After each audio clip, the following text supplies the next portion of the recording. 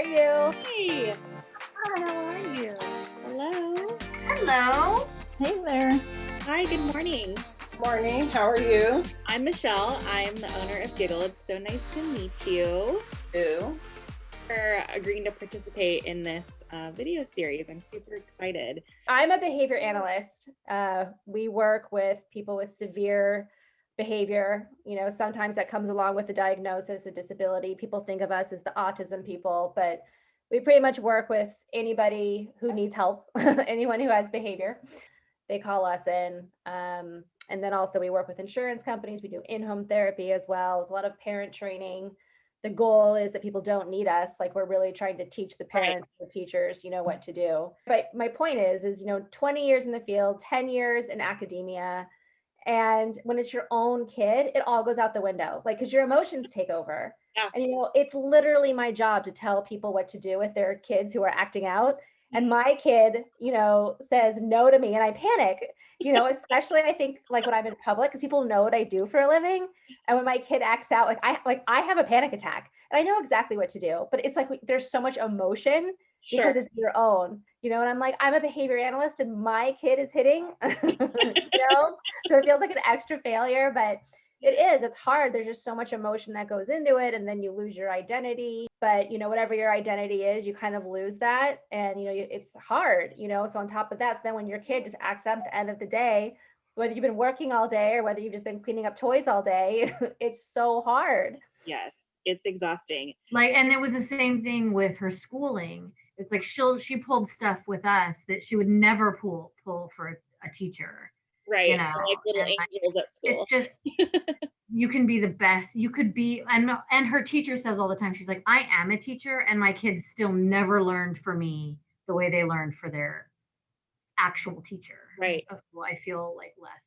Because talking about mom guilt, with her learning disability and being so behind, I'm like, oh my gosh, was this because I was working and I took her to preschool all those times and I wasn't, at home at 5 o'clock or 3 o'clock to read with her as, much as I should have.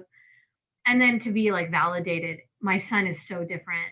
That was a really big cue when she was going through all this. I'm like, he's so different than her. He'll pick up a book, pretend to read it. He's only 3, but she would never have done that. Not interested, didn't pretend. There was just such a stark difference. I'm like, oh, it wasn't me, and it only when we got those, diagnoses did I really like let go of, mostly let go of all that guilt, that's like. For me, it's being a mom and working. I'm a workaholic. I'm the first person to admit it. I've always worked full time and done GIGIL. So you can imagine the time, that takes to run, how it is to run a business and then to also have to work on the side because that's just where I'm at right now. Definitely difficult. I remember I was like in the hospital, like getting prepped for a C-section, like responding to my team about, probably a birthday party or event or something that was happening at GIGIL. And then I remember even like the night after I had a C-section, I was answering emails from my phone. I mean, it's bad. It's not something to glorify. It's definitely like some form of sick addiction, but you can't help it. It's like in you. And if you don't do it, it eats away at you, right? Like you feel like you're not holding up your end of the bargain, or you feel like you're failing or letting somebody down, it's such a struggle. Like my business is my baby. And, my partner and I used to joke about, that we're really in a relationship together. We share a bank account, and we've birthed this. Yeah, we've birthed this thing. We have our, our own baby. And so even though I'm, owning a business, even though you have the luxury sometimes of being able to have your own schedule, you're also never not working. I'm constantly checking my phone. My husband told me, like, when we like first started dating, he thought that I was just like ignoring, like he thought I was kind of rude, honestly. Like I was like, I think he called it a social media girl. I was just constantly on my phone, and I was trying to explain to him, like, I'm working, like, I'm never like truly not working.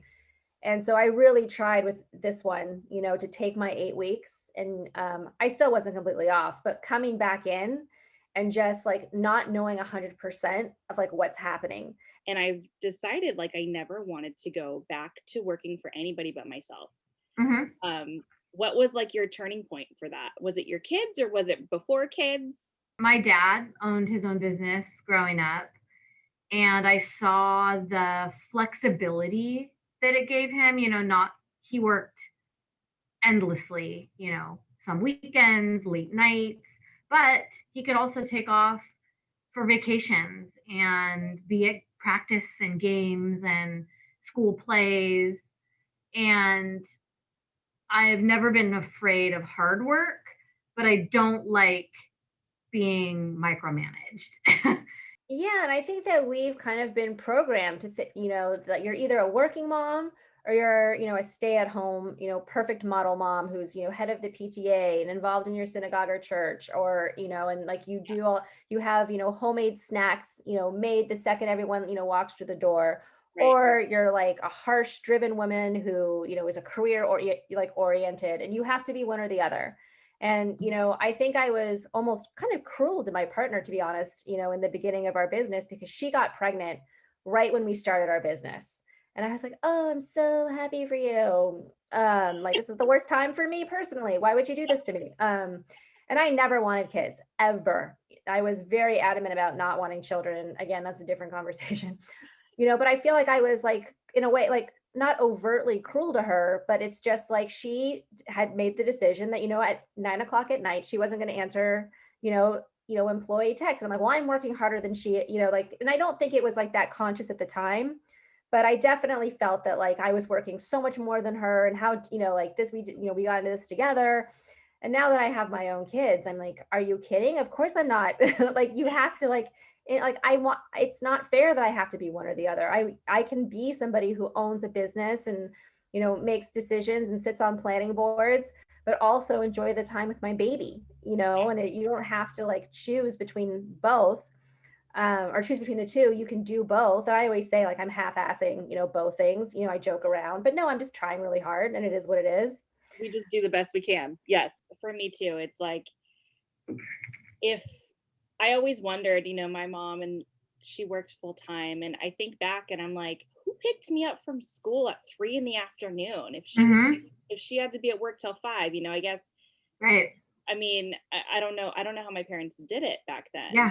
I I mean, don't know how anybody does it at all, even now. yeah. No, you're right. I schedule my meetings right.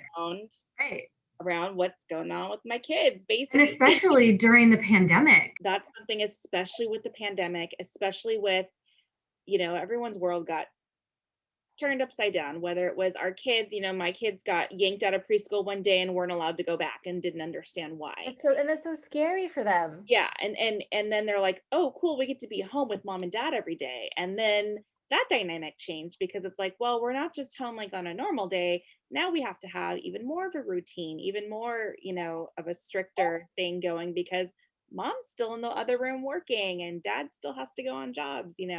I'm working full time at a new job. So, there's, of course, you put that pressure on yourself, right, to perform, because you're like, I just got this thing.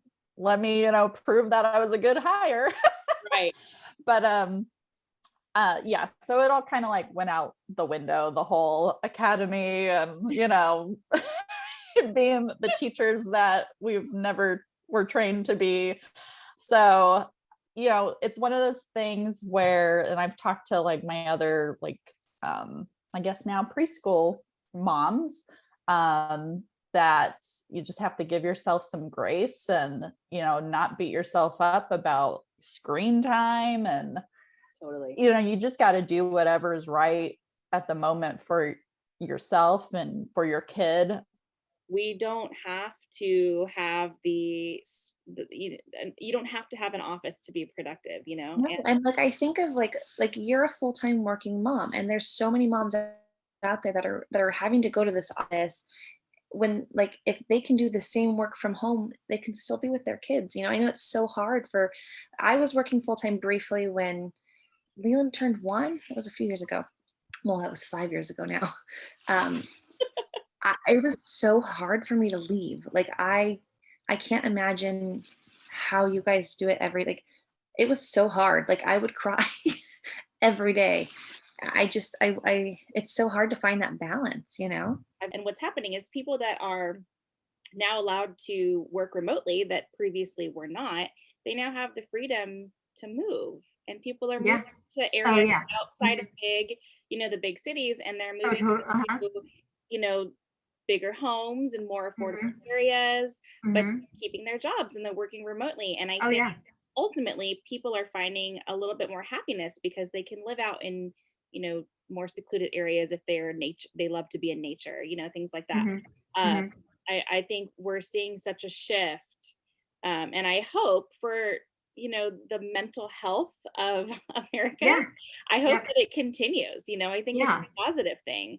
And if there's anything that we can say is positive that came out of this pandemic, I hope it's that we've learned that we don't have to do the 9-to-5 grind every single day, so I'm hoping that will continue. And I think if you look at it from a perspective of moms specifically, that leaves a lot more flexibility. And I hope that it helps a little bit with the mom guilt, because that is real.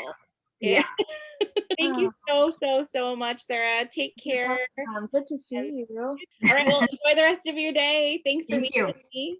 Hang in there. You got this, Mama. You too. Thank you so much. It was so nice talking to you.